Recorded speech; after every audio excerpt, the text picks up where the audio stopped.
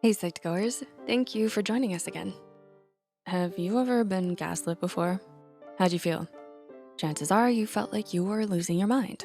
You might have been confused about events or things that the other person did. Manipulators use different tactics to get you to believe them and abandon truth and fact. In 1987, researchers defined the 6 most used tactics by manipulators as charm, giving the silent treatment, coercion, reason, regression, and debasement. Let's take a look at what these tactics are and some phrases that a manipulator may use to make you feel crazy. Number 1, oh, but you're so good at it. Think back to when you were a kid, when you were about to ask for something from a parent, but you knew you had to make sure they were in a good mood to get them to say yes. So what do? You start complimenting them. Wow, Mom, last night's dinner was really good and your hair looks amazing today. By the way, can I go over to my friend's house on Saturday?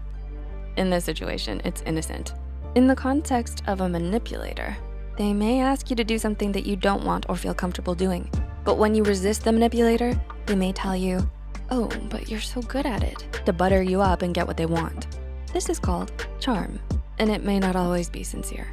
This can make you second guess what actually happened and make you feel nuts. Number 2, they say nothing at all. I think we're all pretty familiar with the silent treatment. This is a common manipulation tactic to punish the other person for not going along with them. Say you wake up on your birthday and your partner doesn't say anything. You might be upset that they didn't say anything about your birthday. In return, you might not answer any texts, calls, or speak with them until they wish you happy birthday. You may feel like you're getting even, but this is actually toxic. Think about the other person. They may be racking their brain, driving themselves crazy, trying to figure out what they did to upset you so much, only to come up with nothing. Next time you wanna give the silent treatment, try the complete opposite. Take a moment to explain what the person did or didn't do that upset you. Number 3, you better do it or else. Coercion is a fancy way of using threats, intimidation, or blackmail to get someone to do what you want. This unfortunately comes in many forms and can cause all types of stress.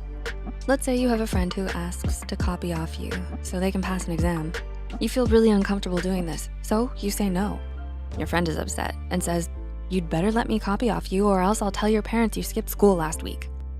This person is using coercion to convince you to let them copy your answers, even though you don't want to. In this situation, the manipulator may be bluffing just to get what they want. Trying to weigh the pros and cons of each option could make you feel like you're losing it and cause you to make a decision just to get it over with. Don't let them bully you. Make things happen on your terms. Number 4, you should do it because manipulators live in details. We saw a lot of this in the Johnny Depp versus Amber Heard trial. When someone wants you to do what they want or believe them, they will tell you why you should do it and slap on a few details to make it believable. This manipulation tactic is called reason. Let's say it's your roommate's turn to take the garbage out, but they don't want to. They might say, I know it's my turn to take the garbage out, but I moved 57 boxes of paper at work today that each weighed around 40 to 50 pounds. I can't take the garbage out. Could you do it? Explaining why and adding the details can really paint a picture to convince you to go along with their idea. And this can really make you feel crazy or even like you're an awful person for not helping. If this happens to you, you can still be polite and empathize and hold your ground. Great job on dodging another manipulation tactic. Number 5, you still haven't done it? Have you ever promised a young child something and forgotten about it? Of course not, because they don't ever let you forget. Try telling a kid that you'll take them for ice cream after school and not do it. They will let you know.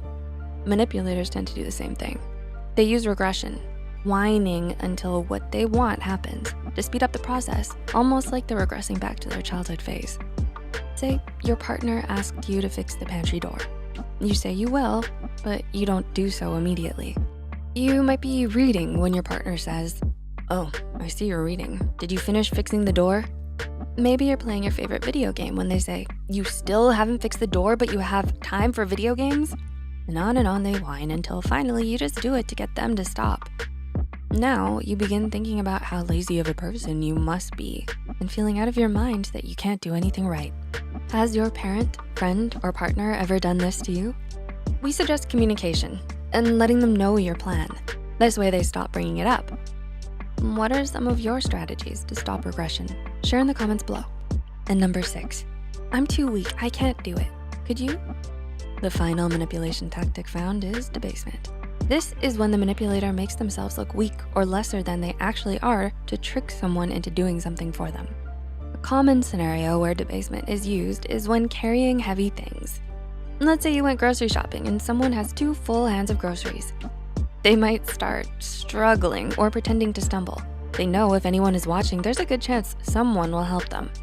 And if you know the person putting on this charade, you might feel confused and guilty. What if you're downplaying their struggle? You start to question your reality. Nope, you saw the truth. You're not responsible for their work. But if you'd like to help, but don't want to be burdened with the entire task, you can always offer to take a couple of bags for the person to make the trip easier. You avoid being manipulated into the whole task and they get some help. It's a win-win. Did you relate to any of these? Maybe you thought of someone in your life who uses them? These aren't all of the tactics that manipulators use. There are a lot more out there to make you feel equally crazy. But we hope this gave you a good idea of some manipulation tactics. If you feel like you're being manipulated, reach out to a trusted mental health professional or a friend to talk about the situation. You are important and have boundaries that deserve to be respected by everyone. If you found this video helpful, like and share it with friends that might find insight in it too. Remember to subscribe to Psych2Go and hit the notification bell for more content. All the sources used are added in the description box below. Thanks for watching. Until next time.